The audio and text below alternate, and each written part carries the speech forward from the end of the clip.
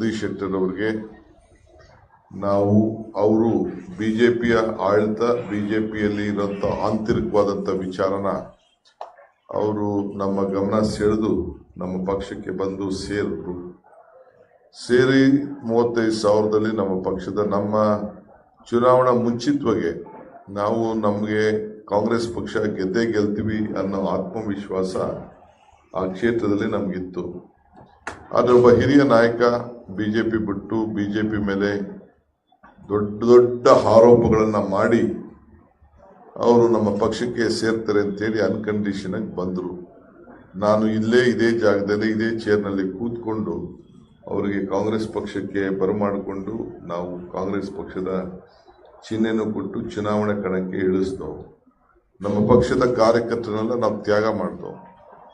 ಆದರೆ 35,000 ಅಂತರದಿಂದ ಅವರು ಸೋತರಾದ್ಮೇಲೆ ಅವರ ಹಿರಿತನಕ್ಕೆ ನಾವು ಗೌರವನ ಕೊಟ್ಟು ಒಬ್ಬ ಹಿರಿಯ ಮಾಜಿ ಮುಖ್ಯಮಂತ್ರಿಗಳು ಅಂತ ಹೇಳಿ ಅವರು ಆಡದಂಥ ಮಾತು, ಅವರು ಒಪ್ಕೊಂಡಂಥ ಬಿಜೆಪಿ ಮೇಲೆ ಏನು ಕೆಲವು ಅನೇಕ ವಿಚಾರಗಳನ್ನು ತಿಳಿಸಿದ್ರು.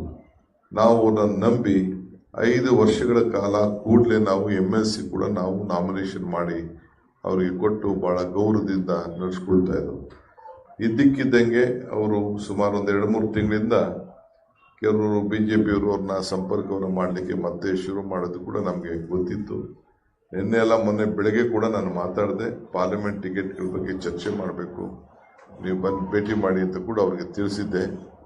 ಅವರು ಅನೇಕರನ್ನ ಬಿಜೆಪಿಯಿಂದ ಕಾಂಗ್ರೆಸ್ ಸೇರಿಸಲಿಕ್ಕೆ ಬೇಕಾದಷ್ಟು ಸೇರ್ಸೋಕ್ಕೆ ಪ್ರಯತ್ನ ಮಾಡಿ ಕೆಲವ್ರನ್ನೆಲ್ಲ ಸೇರಿಸಿದ್ದಾರೆ. ಇನ್ನು ಕೆಲವು ಹೆಸರುಗಳು ಕೂಡ ನನಗೆ ಕೊಟ್ಟಿದ್ರು.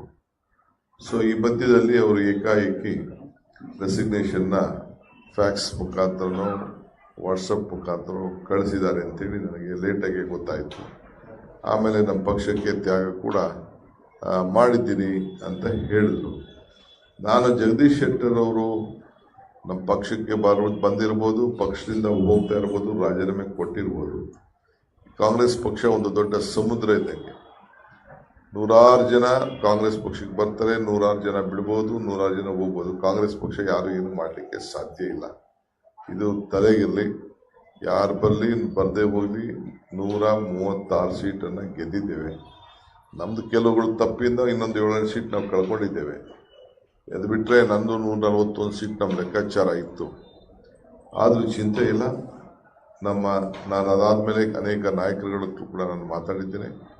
ಭಾಳ ಜನ ನಮ್ಮ ಹತ್ರ ನಮ್ಮ ಮುಖ ನೋಡ್ತಾ ಇದ್ದಾರೆ. ನಾನೀಗ ಅದು ಹೆಸರುಗಳನ್ನೆಲ್ಲ ನಾನು ಬಿಡಿಸಿ ಹೇಳಲಿಕ್ಕೆ ಆಗ್ತಾ ಇರಲಿಲ್ಲ.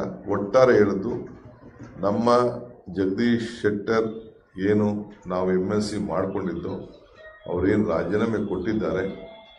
ನಮಗೆ ಒಂದು ದಿನದ ಮುಜುಗರದ ಸ್ಟೇಟ್ಮೆಂಟ್ಗಳು ನಿಮ್ಮ ಹತ್ರ ಬರ್ಬೋದೇ ಹೊರತು ನಮ್ಮ ಪಕ್ಷದ ಕಾರ್ಯಕರ್ತರೆಲ್ಲ ಭಾಳ ಸಂಭ್ರಮದಿಂದ ಬೆಳಗಾವಿಯಿಂದ ನಮಗೆ ಸದ್ಯ ನಮ್ಮ ಕಾರ್ಯಕರ್ತರಿಗೆ ನಮ್ಮ ಸಿದ್ಧಾಂತದ ಮೇಲೆ ನಾವು ರಾಜಕಾರಣ ಮಾಡೋರು, ನೀತಿ ಮೇಲೆ ರಾಜಕಾರಣ ಮಾಡೋರು.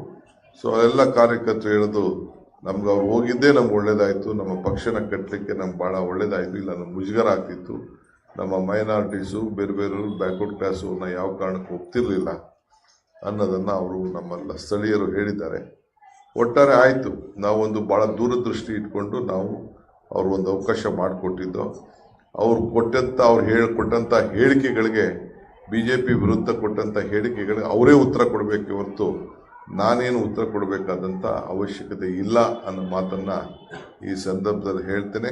ಸೊ ಅದರಿಂದ ನಾವ್ಯಾರು ಇಲ್ಲಿಗೆ ಜಸ್ಟ್ ಒಂದಿನ ಕಾಲ್ ಇಟ್ ಎ ಡೇ ಅಂತಾರಲ್ಲ, ಹಂಗೆ ನಾವು ಒಂದಿನ ಆಯಿತು, ಒಂದಿನ ಮುಗೀತು, ಸೂರ್ಯ ಹುಟ್ಟಿತು, ಸೂರ್ಯ ಮುಳುಗೋಯ್ತು ಅಂತ ಹೇಳಿ ನಾವು ಮರೆತು ಮಿಕ್ಕಿದ್ದ ನಮ್ಮ ಸೀಟನ್ನು, ಒಂದು ಖಾಲಿ ಇರೋ ಸೀಟನ್ನು ನಾವು ಕಾಂಗ್ರೆಸ್ ಬಲಿಷ್ಠಾವಂತ ಕಾರ್ಯಕರ್ತರಿಗೆ ಕೊಟ್ಟು ನಾವು ಅದರ ಮೇಲೆ ಹೋರಾಟವನ್ನು ಮಾಡುವಂಥ ಕೆಲಸವನ್ನು ನಾವು ಮಾಡ್ತೇವೆ ಅನ್ನೋದನ್ನು ಈ ಸಂದರ್ಭದಲ್ಲಿ ಹೇಳಲಿಕ್ಕೆ ನಾನು ಬಯಸ್ತೇನೆ. So I have answered that question of mister Jagadish Shettar to all of you. It is like Congress is like a ocean. We are least bothered. We will fight. Congress will remain. It has an history, and its history itself is the country history. Congress history itself is the country history.